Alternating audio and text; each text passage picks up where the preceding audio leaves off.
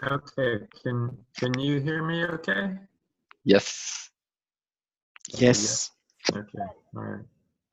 Very good. Okay, so if you have any questions throughout this webinar, just put them into the chat.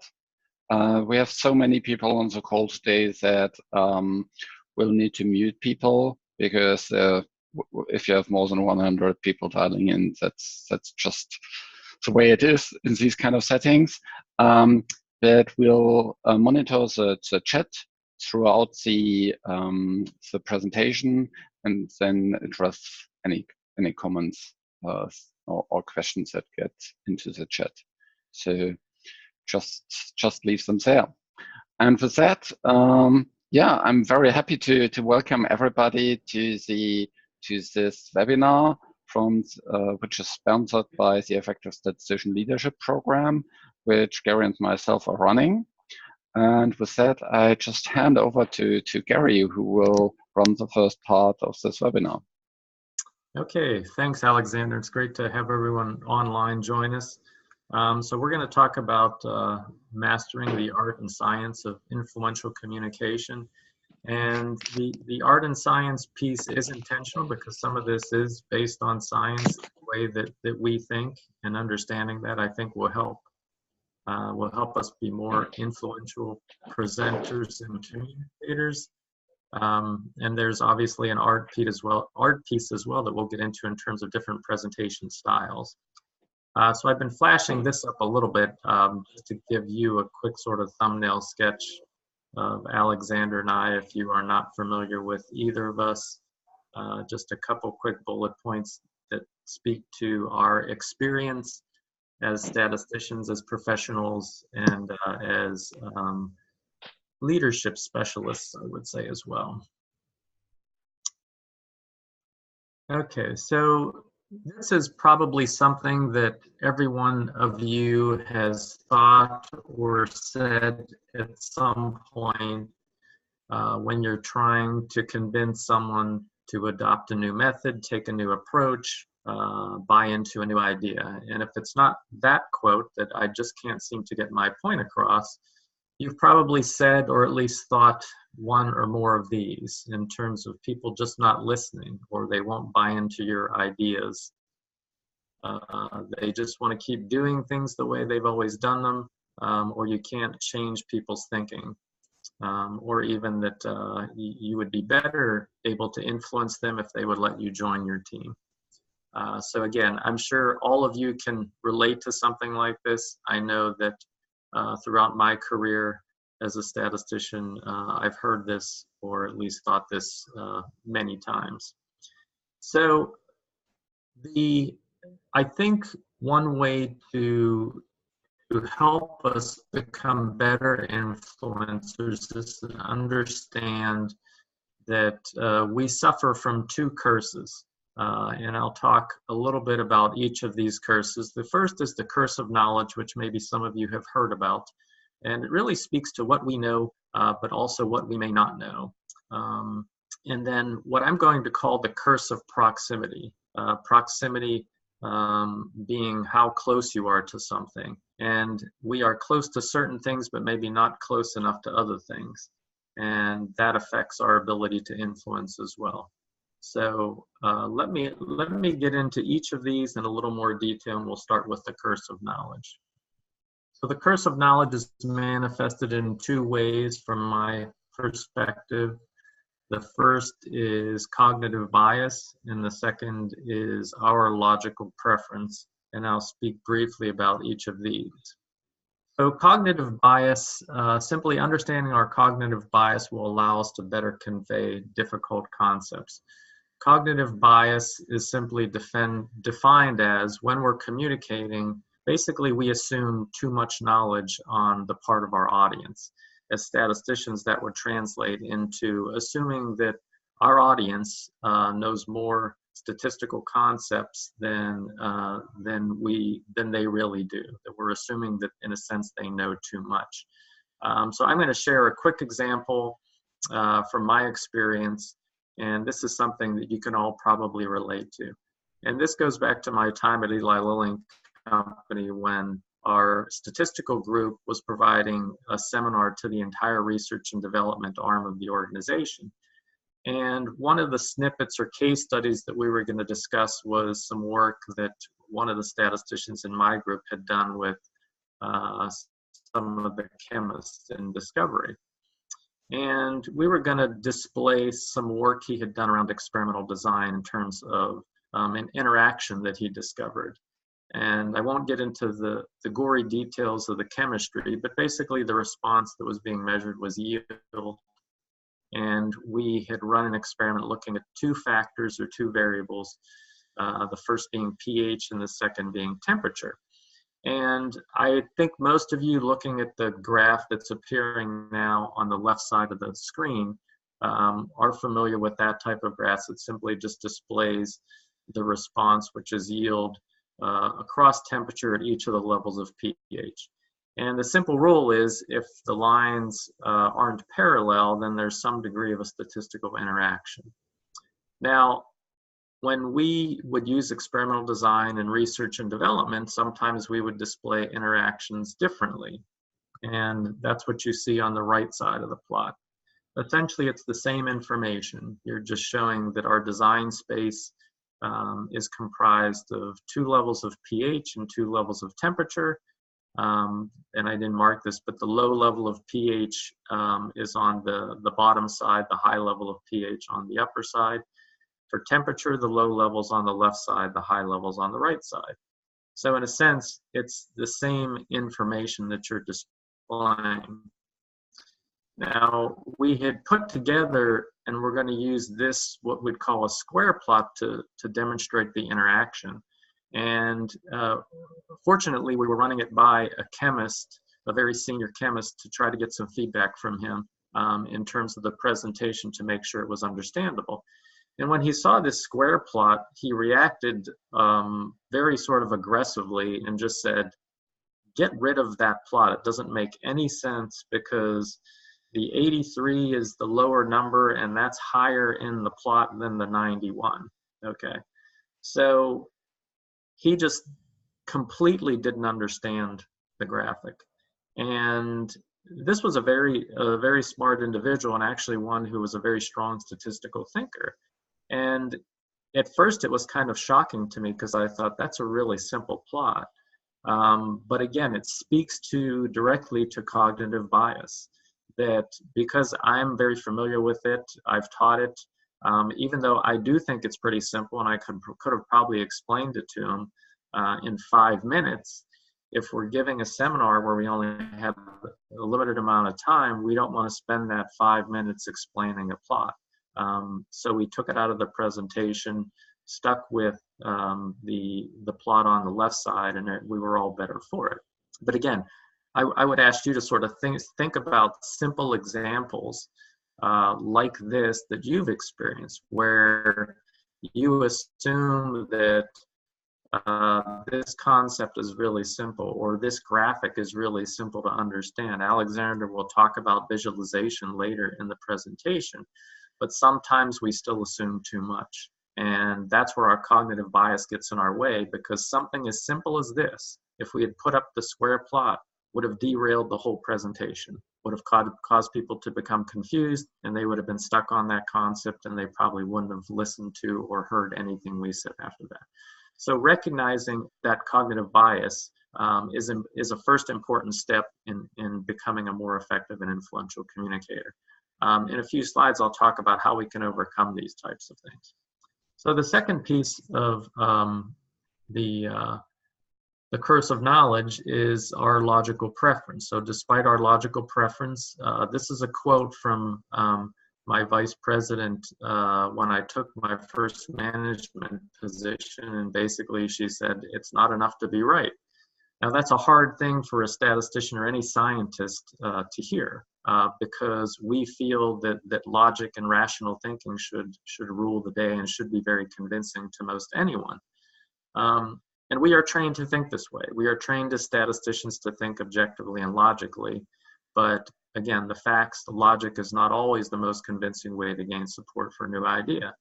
Actually, I remember hearing one study from years and years ago that in only maybe less than 20% of the cases will logic be sufficient to basically sell people on different and new ideas.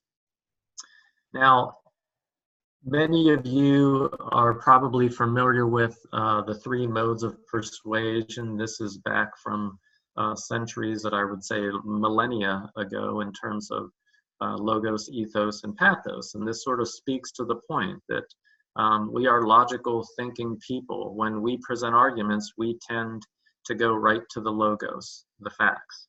Let's make a logical, rational argument. Let's look at things very objectively, and that should be convincing. But as I've learned over my career, as you've probably learned too, facts aren't always enough. The other two methods for persuasion are ethos, in other words, establishing your credibility as a speaker and your character, or pathos, which gets more to the emotional part of people. As I put here, sort of winning their hearts and minds. So when we're in a mode of trying to persuade someone, logos can be very effective, but oftentimes we need to complement that with ethos and pathos. Another way of thinking of this, this is from the references on the bottom from a book written by John McConnell called Metamorphosis. And he talks about the three human existences, meaning sort of the three ways that people think about things. And he made this argument in terms of if you're trying to create change, you need to think about these three elements. Those elements are the rational element, the physical or structural element, and the emotional element, okay? Now the rational element maps right to logos, okay? That's rational, fact-based thinking. The emotional element obviously maps to pathos. The physical and structural speaks to the operational or the system aspect of change. In other words, when you're trying to propose a change, is the change implementable in the current system that we have? Can we make that change consistent with the processes that we have in place, with the structure that we have in place? And if we can't, then we need to be able to speak to that. So again, same type of approach. If you're trying to propose a change, you need to think about, first of all, does it make sense, the rational piece? Second of all, is it implementable in the current system? And if it's not, is the system easily adjusted? And you have to demonstrate that you've thought about that. And third of all, emotionally, speaking to the idea of what is in it for the audience, what is in it for the listener, what is in it for the key decision maker, okay? So from a standpoint of recursive knowledge, this logical preference, it's something that we need to recognize that we have, and looking at persuasion and creating change in these ways will help you overcome that shortcoming, if you will. Okay, the second curse is the curse of proximity. So this is, again, speaking to the idea that sometimes we are too close to things to see the errors in them or to see better ways that we can do them. And this as well is manifested in two ways. The first I'm calling presentation myopia, or presentation nearsightedness, in a sense being too close to your presentation. And the second I'm calling audience detachment. Okay, so let's talk about these one at a time. Our presentation myopia can keep us from better engaging with audiences. So getting back to this notion of even our customers in terms of saying that's the way they've always done something and they don't want to change, I would say that we suffer from the same curse or disease sometimes from a presentation standpoint. This notion of whether it's an oral or written presentation, I think, has confused us, because when we're giving an oral presentation, sometimes when we start to put that presentation together, we go right to PowerPoint. And so what is PowerPoint? That is writing. And so we fall right into the trap of a written presentation.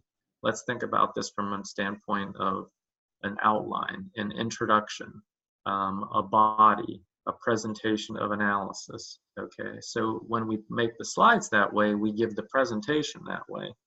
And that's not always the most engaging way to give a presentation. In other words, we're using this outline-based approach when maybe we should be thinking from a storyboard approach. What story do we want to talk to the audience about? This is something that Alexander will talk about in the second half of the presentation. So maybe just writing out some ideas, putting some post-it notes together to think about, and I'll talk about the audience in a second, but where do we want to take them? Okay. So there are more engaging styles than this outline-based approach. What I've been using in the previous sort of 4 or 5 slides is this assertion evidence approach, where I'll state the assertion as the title of the slide. For example, here, our presentation myopia can keep us from better engaging with audiences. I've made an assertion, and now I'm basically providing evidence for that assertion. A question-answer approach is another effective approach where you can use as the title of a slide a question, and then that engages the audience immediately. They start thinking about the question, and then you provide, in a sense, a solution or some possible answers. As I said, storytelling is something that Alexander will talk about. And then there's an approach called ADEPT, which I've adapted from Jennifer Van Mulliken. And this is when you're trying to make a proposal or sell someone on an idea. Rather than just hitting them with the proposal, start with an analogy, go to a diagram to help them, or a visualization to help them understand the proposal visually, use an example, and then get to the proposal. This is, again, maybe a more effective way than just simply saying, here's the idea that I want to sell. Okay. So the second part of the curse of proximity is audience detachment. So audience detachment can be reduced by answering some key questions. This is a reference from Fred Garcia's book, The Power of Communication. I've seen similar type ideas in different books and in articles. But the idea is to get close to your audience, because sometimes we basically start with, here's what I want to say, and we don't think about, what does the audience need to hear, okay? Or what does the decision maker need to hear in order for me to convince them of my idea? And again, keeping in mind the different approaches to persuasion, creating change as well. But if you think about some simple questions, who is the audience? What do they know? What don't they know? So this gets a little bit back to the cognitive bias. What do we want them to think, feel, and do? Where are they starting? In a sense, that's saying, if this is the idea that I have, what do they know about that idea? What is their current position relative to that idea? Let me meet them where they are, and then think about, how do I move them to where I am? Okay. So this notion of getting closer to the audience, or actually putting yourself in the seat of someone in the audience and thinking about what's their background, what's their knowledge, what's their experience, that's where they are. Start there and then move them to where you want to move them, and think about that from a standpoint of your story or presentation. Okay, so how do we conquer these 2 curses? There's 4 things I'm going to sort of share with you. The first is to seek feedback and iterate. I find this very helpful in a sense when doing a presentation or developing an idea. Don't just ruminate over it yourself and then take it to the decision maker or the audience. Share it with another individual, okay, or more than one individual, and maybe preferably some people with different backgrounds than you, and then iterate on it. Again, immediately you're going to see that when you share your idea with someone, or your presentation with someone, they're going to see things that you don't, and you're going to iterate on it and improve it, okay? The second one is to diversify your network. So this kind of gets to the notion of the audience detachment, the curse of knowledge, and some of those things. And it speaks to what I said in terms of the feedback, is to go to people that don't have the background, or maybe don't think the same way that you do. Getting a diverse opinion about a presentation or an idea will help you recognize some of the potential traps that you'll fall into with the audience or with the decision makers. Again, that helps you refine and improve the idea before you present it or go live with it. The third thing, listen creatively. This is a concept that was developed, at least from my understanding, by Perch Dakota. The reference is given at the bottom. And he talks about when you're listening to someone. And let me take a step back to say that we talk about communication from a standpoint of oral presentation, but we spend way more time listening than speaking. And this is something that everyone can really hone in on and improve as a skill.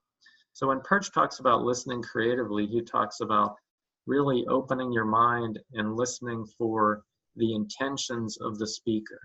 And when we talk about seeking feedback, diversifying your network, refining your ideas, that's what we need to do. We really need to open ourselves up to the ideas of other people, or understand where they're coming from, what their intentions are, and put our attention on them. And that's the whole idea of listening creatively. And then finally, evolve your presentation style. I think most people sort of have a go-to style of presentation. And depending on your audience, depending on the purpose of your presentation, we need to adjust it, again, based on the decision maker, based on what you're trying to do, whether it needs to be more formal, whether it needs to be in story form, thinking about different presentation styles and trying different presentation styles is a way of becoming a more effective and influential communicator.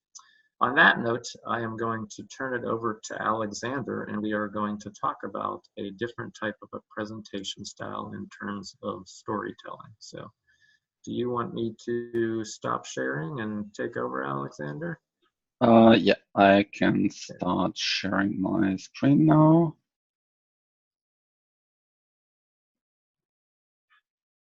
Okay, very good.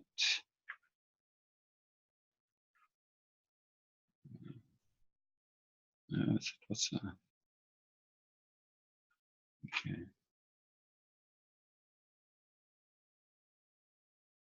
Okay, can you see my presentation screen now? We can see I mean, it's the title of the first Yes. slide. Okay. I can also give you a yes. Okay, very good. Okay, so there you go. There we go. So in terms of so what I want to talk to you about today is really about storytelling and data storytelling. And Gary mentioned that there's a couple of different ways how you can engage with your audience and better engage with your audience than to just present the facts. And storytelling is really interesting in that regard. Maybe you have heard about Nancy Duarte. She is very well known for coaching people on how to do good presentations. And for example, she was the one that helped Al Gore with his climate change campaign and developed all the slides for him and all his presentations for him. And since then, she has published quite extensively on good presentation skills. And this quote from her is really interesting. The right presentation and storytelling can be the most persuasive tool available to us in business. And so I want to speak a little bit about storytelling today. And then even kind of more practical thing for statisticians is actually this term data storytelling, which combines which is a method that combines analytics emotionally with people. So data storytelling is a method to emotionally connect analytics with business users. And this is a quote from Kat Greenbrook from Rogue Pension, who also blogs and writes about that and teaches about this. So what's so special about stories?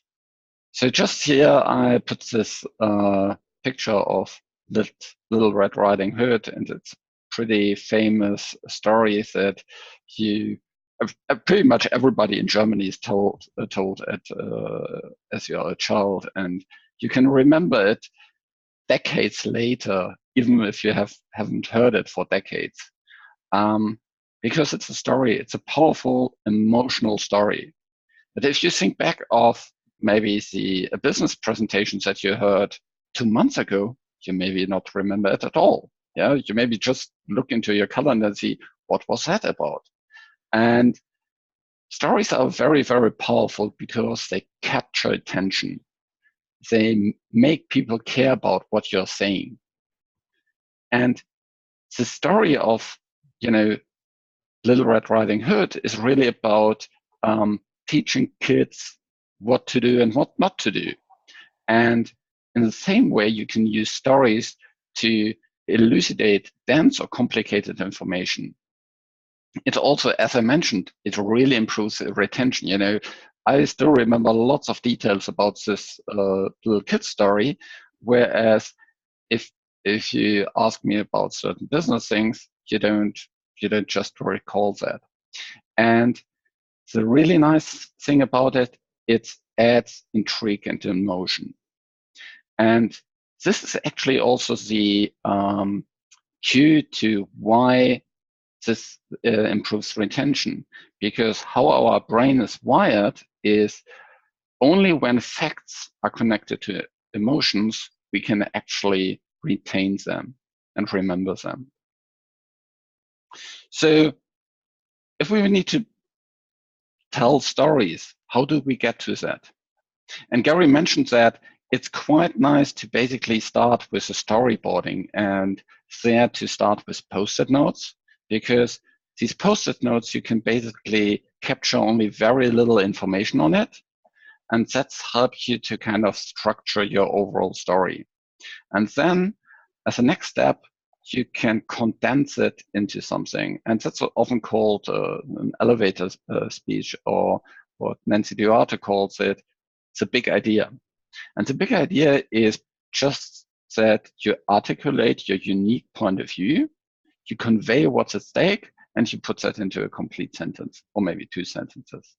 And to give you an example how that could work out in a clinical setting is, you say, for some patients, rapid response determines treatment decisions, and drug A demonstrates superiority regarding time to response compared to drug B. Therefore, consider to discuss drug A with patients indicating a need for fast response. So you show what's at stake. Rapid response is important. You show kind of the facts, and you have the call to action all together. And that's kind of the story.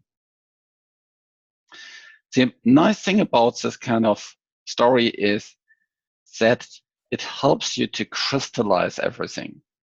Even if you run out of time, if you're the last one to present, and kind of everybody before you runs over, and your time shrinks from 20 minutes to 10 minutes to 5 minutes, if you have this big idea, you can still get it across and deliver what you wanted to do, maybe even in less time.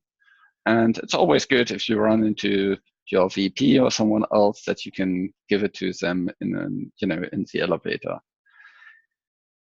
Now I want to switch back in terms of how you can combine that with the data. And the most effective way to do that is using visualizations. One of the things that I learn very often in my reality is that we spend a whole lot of time investing in creating the analysis, but we don't spend a lot of time in investing time to communicate the analysis. And this shows this nice pictorial, because on one hand, there's a lot of effort on creating the analysis, but actually what people see is only what we communicate. And so that has a much bigger weight and much bigger impact. So if we create graphs that are actually very helpful for our customers, then they will travel through the complete organization to the customers. And then that way we can maintain our original idea, our original message, and also control any biases that might be included along the way when these kind of things travel through an organization and beyond. So why is graphical approaches so particularly interesting? Well, tables basically speak to the verbal system. They are slow. It's great for lots of detail, like a big tank where you're going to put lots of stuff into it. Graphs, however, don't speak to the verbal system, they speak to the visual system. And that way you can communicate very, very fast what you want to do. And if you are doing a presentation especially, you want to be fast. You want to grab the people's attention, and they should directly get the point. And that's much more powerful than with graphs. Now, doing nice graphs is not actually that easy. So what do we do, and how different steps do we get to that? And here are just kind of 5 steps that you can get through. So first, of course, you need to get your story clear. Because if you have your story clear, then everything else will be easier, and you can have less iterations on your visualization. However, if you don't know what to tell, you will get lots of advice on all kind of different visualizations, and you can't decide what's the best design because you don't know what you want to convey. And that leads to lots of work and frustration. So first, get clear on your story, not directly jump to the graph. Then choose an effective graph. And here's just, one example of how such a graph could look initially. And that's actually from a CDC report. And this is how a standard template graph from Excel would look like. So we have here time of birth by day of week, and then we have lots of percentages and numbers and weekdays and so on. But if you look into this graph, you can't directly see what's happening. So that's why we need to go through all the other pieces further on in terms of the steps. And these steps are 3 parts. Decluttering, focus your audience where you want them to focus on, and think like a designer. And now I want to show you how you can get to something that looks much, much more better. So here is a visualization, and I kept the kind of original graph on the side so that you can see how it changes. Here's the first step. You include the story.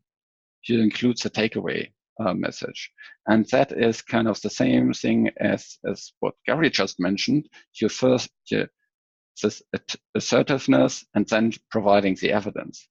When babies are born, weekend deliveries are more likely to be in the early morning compared to weekdays. Very clear message. The takeaway is included instead of just time of birth of day of week. The second thing is you declutter things. So here, for example, there's no label of the vertical axis, and we introduced a label of the vertical axis. And also we made numbers look nicer, so all the dot zeros, we got rid of them. We also point the reader or the listener to where we want them to be by using just one color. And not color just because it's in the template, because we intentionally use it. And I think that's color is probably the most powerful tool you can use to guide where you want your audience to look into. So here we have now just the blue at the top, no other color, because that's the most important part of the chart. And second, we also colored the weekend days differently to the weekdays, so that they even more stand out. Also, we only show the numbers for these categories, not for the other categories, because basically it's redundant information and the others is not so interesting. And furthermore, we also make the numbers bold for the weekend days, so that they even more stand out, the 23 and the 22% versus the more grayed out other numbers. So basically, we first lift the view to the top and then to the right. Also, in terms of the label of the horizontal axis, we clean it up by not having diagonal text, because diagonal text is really, really difficult to read. and it's actually dramatically reduces the readability. And the second thing is what we really want to convey is weekend versus weekdays. So we introduce a super category that shows, okay, that's a weekend and these are the weekdays. And also in terms of, there's a slight line between the weekend days and the weekdays that helps to separate it a little bit more visually, just a little bit. So that cleans it up as well. Next is, on the first original slide, it was really hard to find the legend because the legend was basically separated from the data. So we now moved it very nicely next to the data and got it aligned with the overall data parts. And also we use it redundantly in terms of gray for the lower categories and blue for the upper category. So it's directly clear that the upper category is for the early time of the day, whereas the gray are for the later times of the day. So we get also rid of these little squares, which just display the color at the original graph. So everything is much more nice aligned, and it's much more nicer to look into the data. It has much less cognitive burden to look into the graph, which is a really, really important point, because the more cognitive burden you put on the audience, the less likely they will listen to you, the less likely they will retain it. And the more likely they will look at it, say, I don't understand it, and step back from it. So if you look into this at the end, it's a really nice, clean, visually appealing aesthetic graph. And that's where kind of thinking like a designer comes into.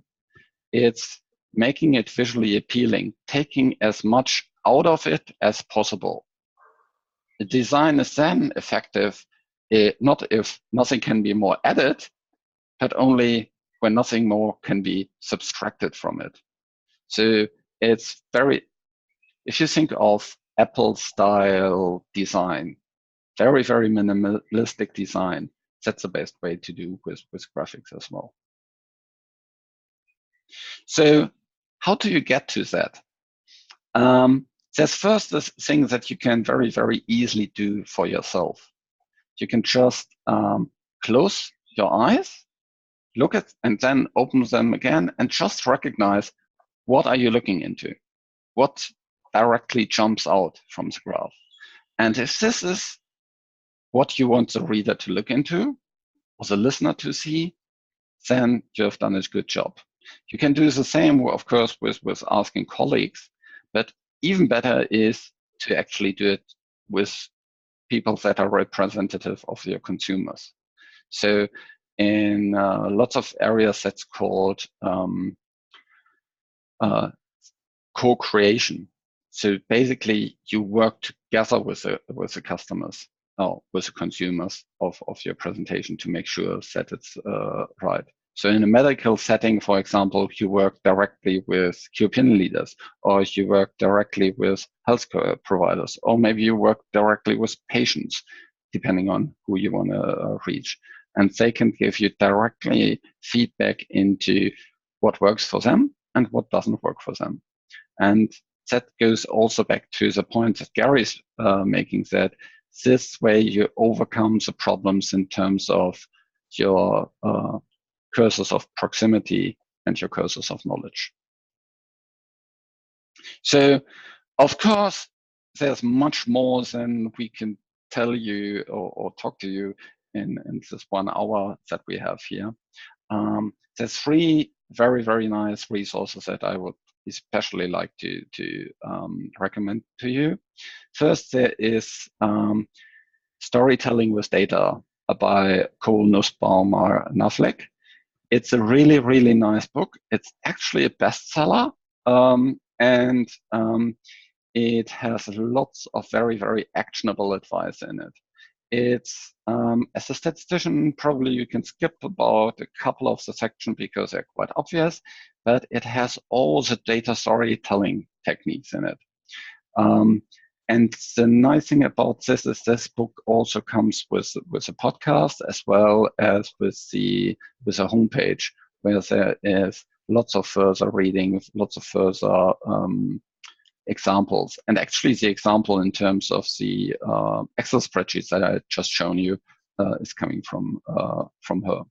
The next part is show me the numbers. It's really nice for designing tables and designing graphics.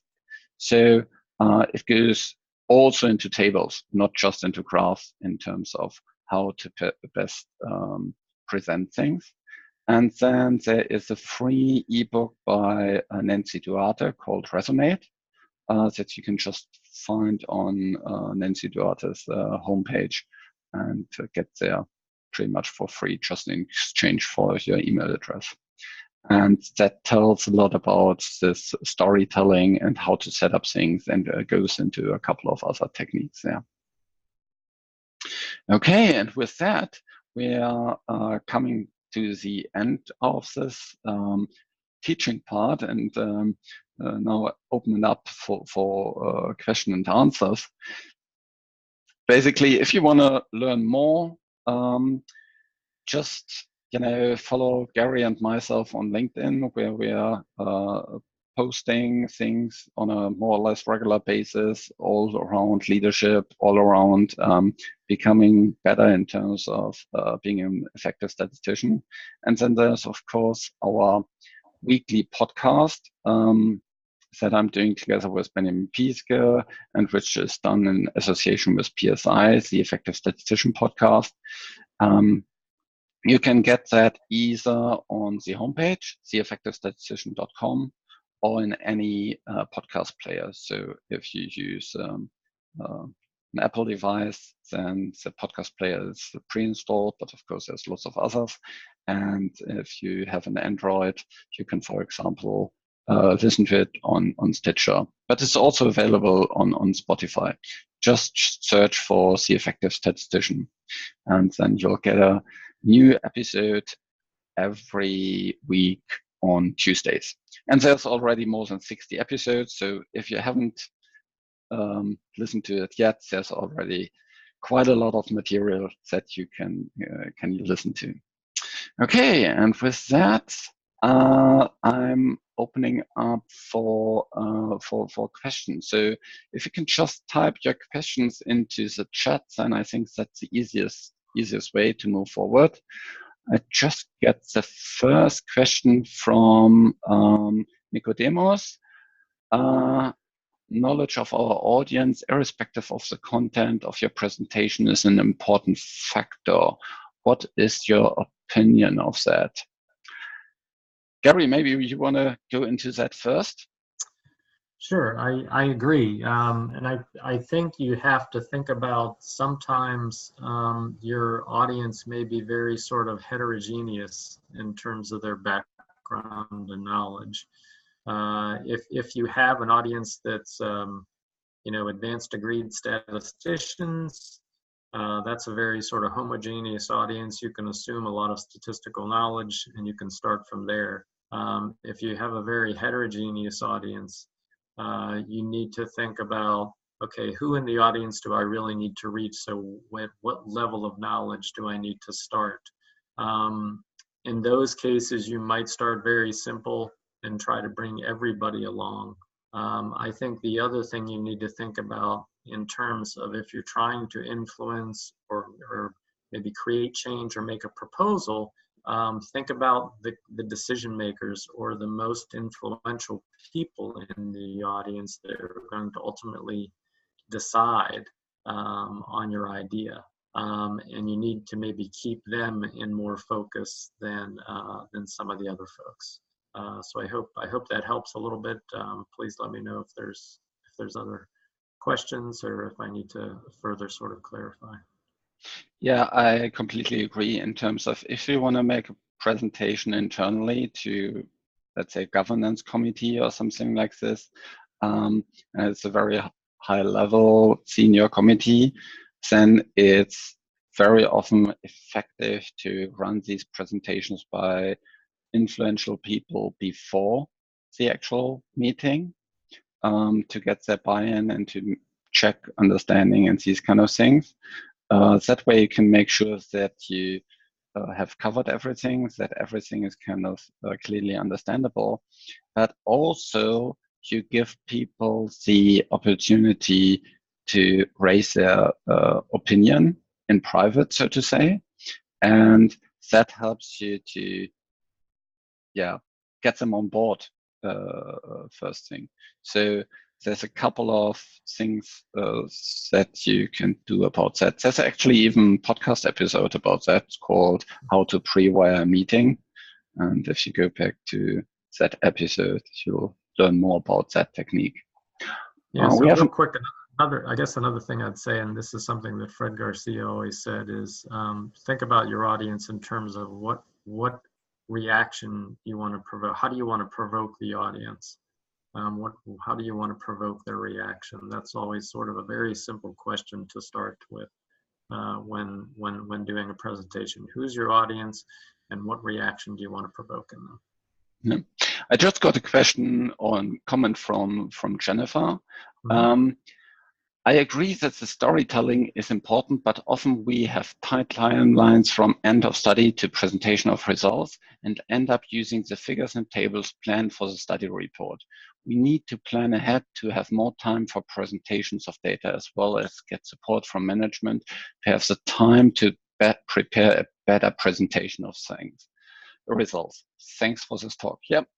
Thanks so much for the feedback. In terms of that, I completely agree. It's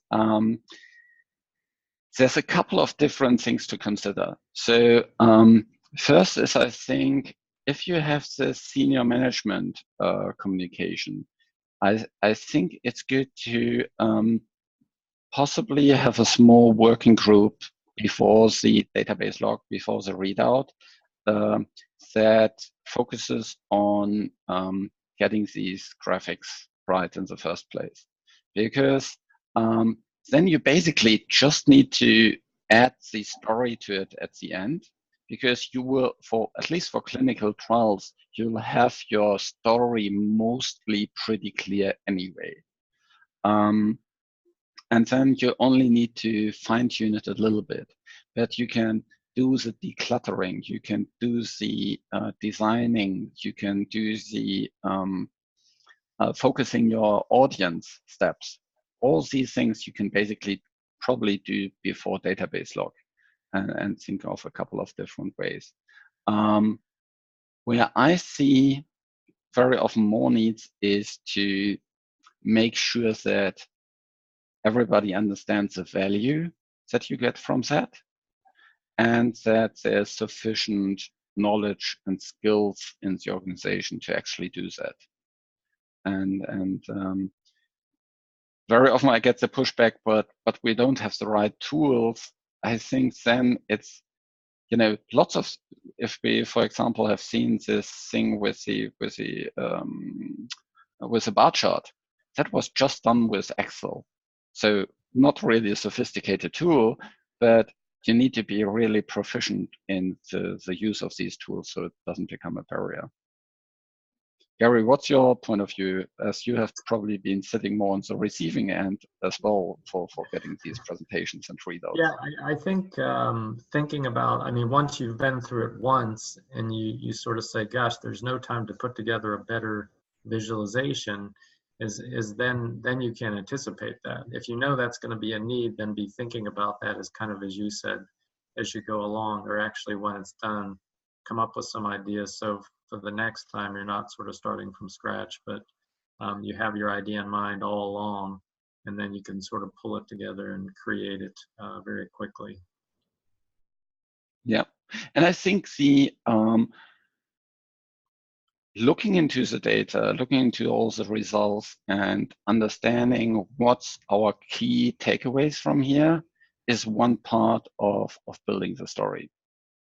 And that's basically kind of the key facts from the story, and the kind of setting the scene and showing what's at stake, that is probably very independent of your data at the beginning. So that you can think of as the non-data driven part of the story, so to say.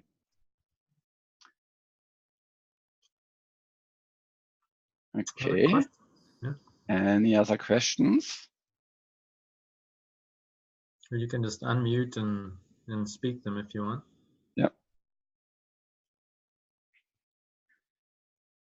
Do you see any major hurdles in your organizations that you kind of distract you from doing these kind of things? Any comments regarding that?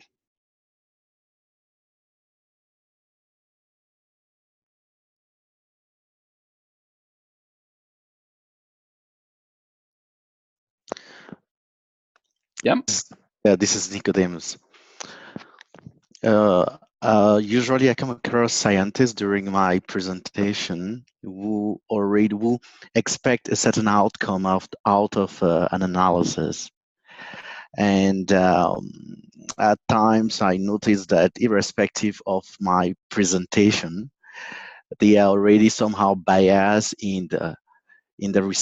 they are already somehow biased at the receptive end of the story because they expect a certain outcome, and when the presentation does not go in line with the expectation, there is already a barrier and an almost a refusal to follow the story.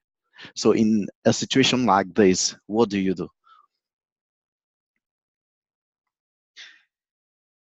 Gary, you want to go first, or should I go first?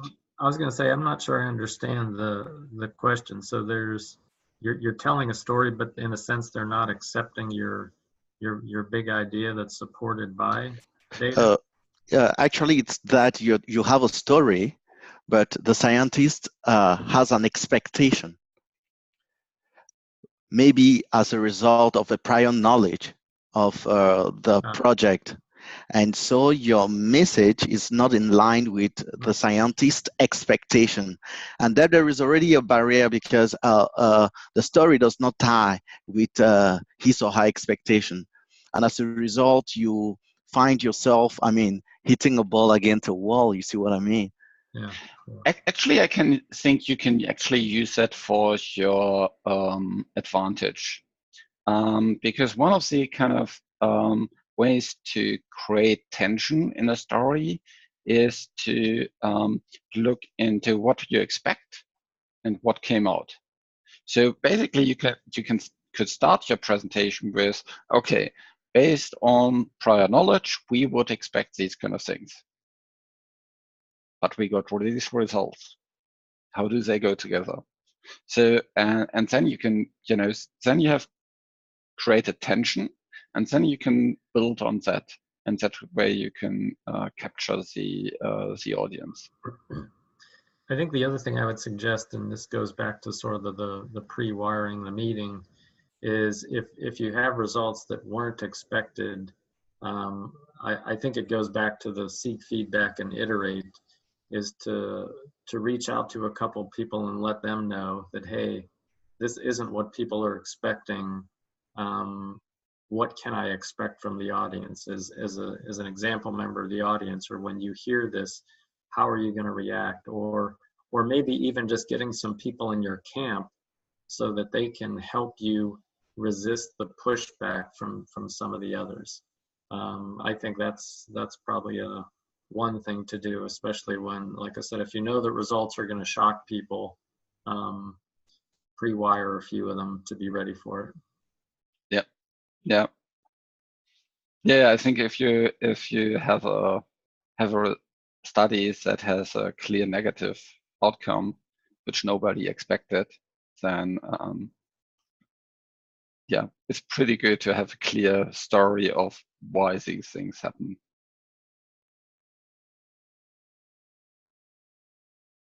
You're welcome. Okay. Any other questions?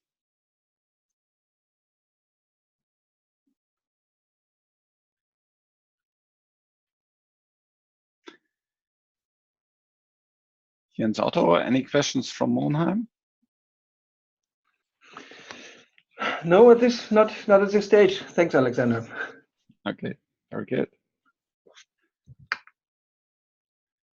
Okay, then I would say thanks so much for dialing into this presentation, and would be great if you enjoyed it.